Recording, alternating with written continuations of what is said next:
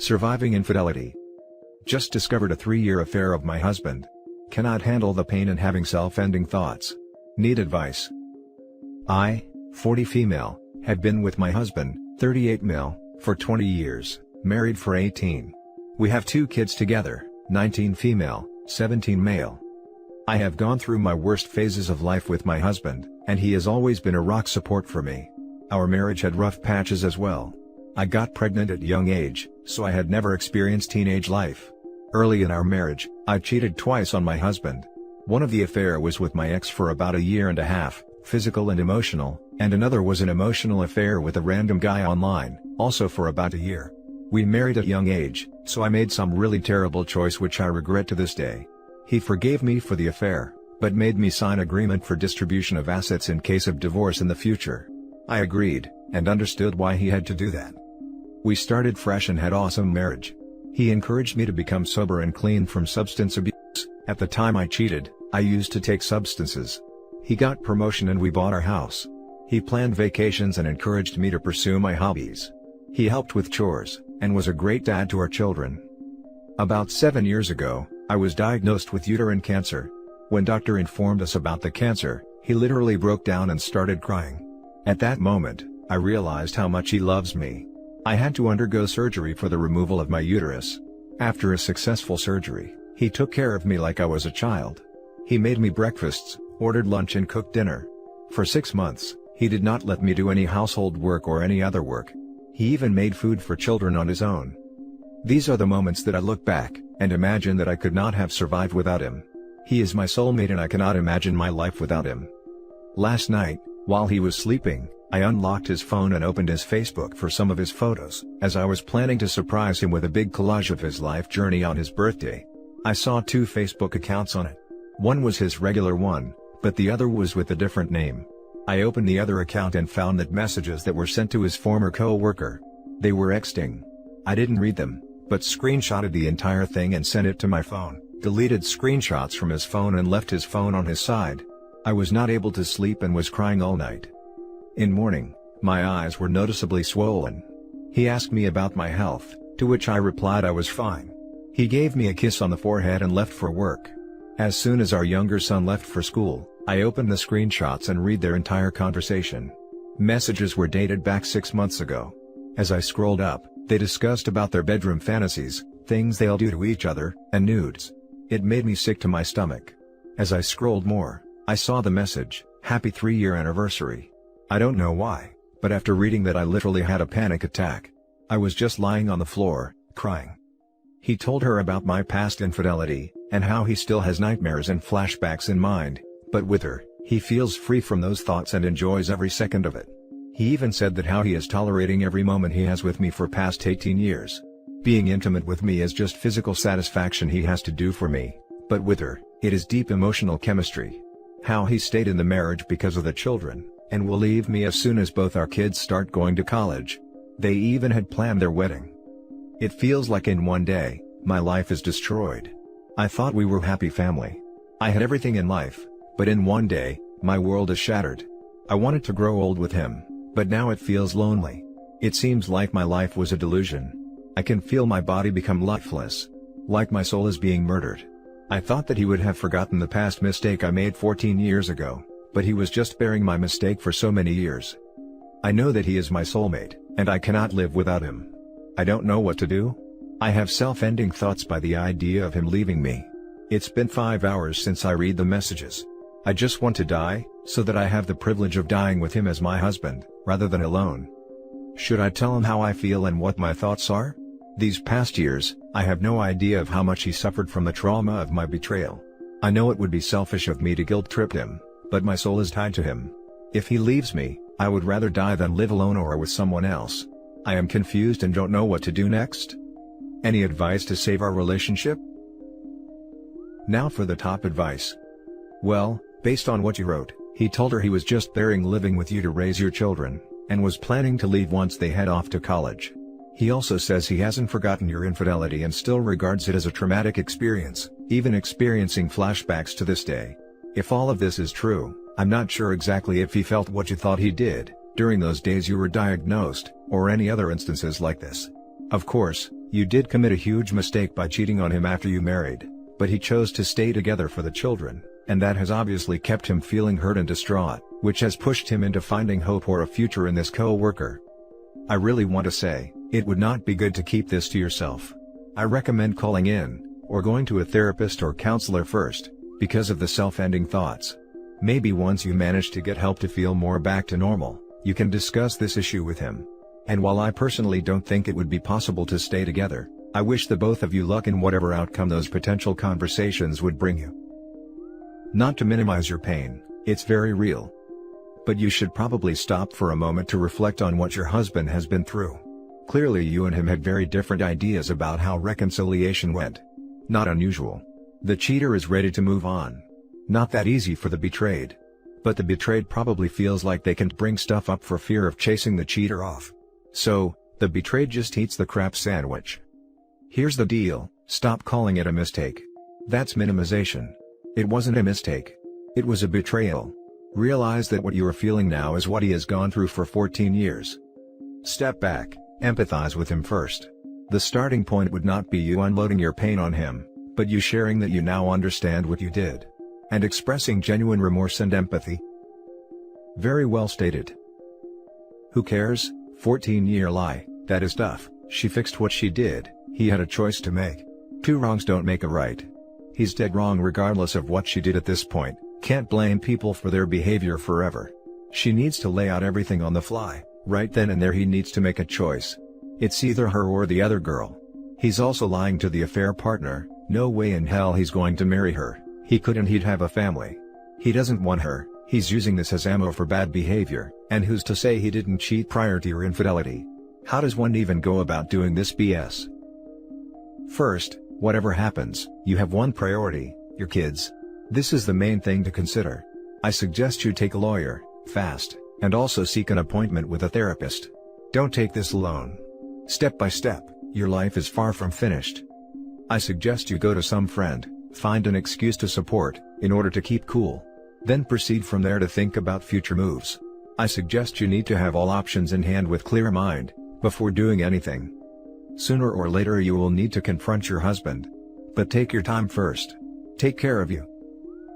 My family disowned me after my affair, and I have no friends. He was the only one in my life. Now for the next story. I caught her today. I'm not happy to be a part of this community, but I am thankful you all are here. I caught her once at the very beginning of our relationship. But that was like less than a month official together, so we talked through expectations and moved on. 4 years later, here we are in a trial separation, because she needs to figure out what's right for her. It's a long read, but we talked it over thoroughly and decided we needed a refresher. Part of the plan was that she needed to get out of the house and start hanging out with her friends again, which she has been doing a lot, like going out 4 or 5 times a week. I never question or grill her, just wish her well, and tell her to be safe and call me if she needs anything at all. We still live together but have been sleeping in separate rooms, and I can hear when she comes home. Due to my fears of a repeat situation, we outlined our expectations going into this, and seeing other people was not an option and was very clearly off the table. Her mother also lives with us and is nice enough, but is pretty obviously poison in her ear, and is a very, I don't need no man. All men are pigs kind of person. She has also slept with something like 15 guys in the less than year she's been here. I always let the dogs out at 6 a.m., and just so happened to bump into her coming home. I was sleepy and muttered an "Oh hey, where'd you go?" just trying to be friendly. She came back with, "Uck Nathan stood me up," and her eyes got wide as she realized she was talking to me and not her mother. She's on Tinder again. I told her I was leaving and needed to get out of the house, before I end myself. Not being manipulative, I have a history of severe depression and was legitimately concerned I wouldn't be able to restrain myself. Her only response was, "Please don't go, I can't afford rent by myself," which just absolutely broke me. In my darkest moments, face to face with the person who redefined my expectations of love, the woman I was ready to commit my life to, my reason why, I was reduced to how much I contributed financially. The same paycheck she has been using to screw other guys. I don't know what to do. I'm sobbing and shaking, I haven't slept in days. I'm messing up at work. I've developed a drinking problem again. I was 2 years sober, and I'm ready to let go and end it all with a magnificent downward spiral. What the hell am I supposed to do? There is no reason anymore. Why should I wake up? Why should I care about my body? Why should I care about anyone? I have no friends, no family, and I mean none. I'm just naked, alone and crying in an empty house. There is no bright side, I have nothing left. Now for the top advice. Hey, first of all, I'm so sorry that you've joined this club, no one wants to be here. It sucks. Frown. I also have mental health struggles, and when I found out I was being cheated on a month ago, I went into a pretty magnificent downward spiral as well. I was also several years sober and threw it away. I want you to know you're not alone in your struggles. It is really important that you take care of your mental health, and the first step is putting the bottle down. You did it before, you can do it again. It is never too late. Next step is to get in with your doctor and talk about adjusting, or starting medication if you're not on any. You can request a mental health assessment where they will go over all possible conditions, and work out a treatment plan for you using therapy and/or medication. Also, leave. Screw her. She can get evicted and use one of her Tinder dates to pay her way. Take your life back. Sorry once again, and I know how hard it is. Especially when you have the issues we do, it seems impossible to go on sometimes. But there is light in the end of the tunnel, you've just got to take the first step towards it. Good luck. I am so sorry this happened to you. I know how hard and how terrible this feels, and for someone to treat you so horribly. I am here to remind you that she is the one who is a very crap person. She is the one who actually has nothing, it's not you. You have a heart. You gave her and her mother, which was way too kind, a place to stay. You have so much to live for, and so many women would match the qualities that you provide. This isn't the end of your life, it's now a beginning for you to get someone you deserve. This is a fresh start. Her actions have nothing to do with your worth. She is the liar, the unstable one. You have no issues whatsoever. Please remember who you are. Life is always worth living. Even if it's on your own. The world is a wonderful place to be. Please stop drinking. Take that energy and channel it into something more important, working out, meeting new friends, developing new hobbies. You deserve happiness. And the only way to be happy is to get away from her. Don't you realize she is the one pulling down your mental health? Making you feel like not the best version of yourself? Please learn to love yourself again. You are worth it. Please get out as quickly as possible. It's clear this woman has no interest in the psychological damage she is doing. Textbook narcissist. You owe her nothing. You know who she is now. Edit. You guys, I'm overwhelmed right now. I was hoping to just vent before I did something stupid, and I absolutely was not expecting anything like this.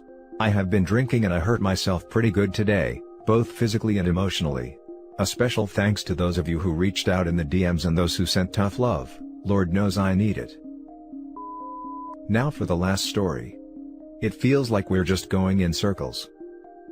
On February 27, 2020 I was cheated on by my ex-girlfriend. The only issue is that, she admitted it to me right away that same night, but I don't know what happened.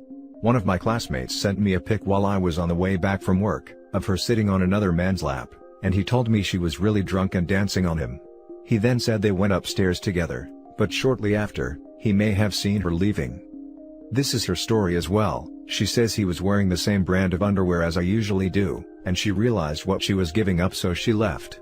When I got home, she was waiting for me and I broke up with her that night. She has really been putting 110% into trying to get back together, but the affair partner guy is in some of my classes, and seeing his smug face on video made it really hard to believe her. I feel like he is laughing at me, because he is one of those guys who thinks he is better than you when that may not be the case in reality, but something about his face screams, I had slept with your girlfriend. The only thing that she has stood her ground on since we broke up, is that they didn't sleep together. A mutual friend who was there said that she would help verify information, if I promised to get back together with my ex. I just think that no matter what, there will always be that doubt in my mind. And when I doubt her, I feel furious that she may have not only cheated on me, but lied to me consistently since then. Does it get better over time, or are we screwed? She was a great partner and friend, and I wish we could go back to what we were before this whole issue. But with this uncertainty, that will never happen. Now for the top advice. Your mutual friend sucks. Force you to get back together before you learn the truth? That's no friend of yours. Unfortunately, it doesn't seem reconcilable here, since the affair partner had to remain in your life. The trauma alone of facing him day after day, will continue to break you down emotionally while trying to reconcile with her. It's probably best to move on. Successful reconciliation always requires the affair partner out of y'all's lives, and that just doesn't seem possible here. That's really hard to hear. The mutual friend is her friend who I met through the relationship, so I assume that she is obviously in the camp of my wayward girlfriend. I may not have to see him, affair partner, after this semester ends, but I don't think I'll ever forget his smug face. I feel like a bad guy because everyone I know is either pro-reconciliation in my case, or not willing to get involved at all. Cut all of these mutual friends, read, her friends who are telling you to take her back, out of your life and move on. Life is too short to waste it on the people who don't deserve your time, effort or space. Yeah, I never clicked with them anyways, and now I think I never will. Let her go. She'll be drunk at another party someday, but this guy won't be wearing the same underwear as you for her to stop. That underwear excuse is new. I haven't heard that one before. You deserve better. She has sworn never to drink again without me there, and that thought scares me, as she has been approached in the past as well. I guess I am just in denial that my first real relationship is ending in such a humiliating way. Edit, she just got back to me about a polygraph. She is willing to take one, and she will be able to finance it herself. I think I will go through with this for closure and because I don't have anything to lose. I don't know how these things work, especially with COVID, but we shall see, I guess. And that's it for this video, guys. If you have thoughts to share, leave a comment below. Don't forget to hit like and subscribe if you like this content. I'll catch you in the next one. Good day, everyone.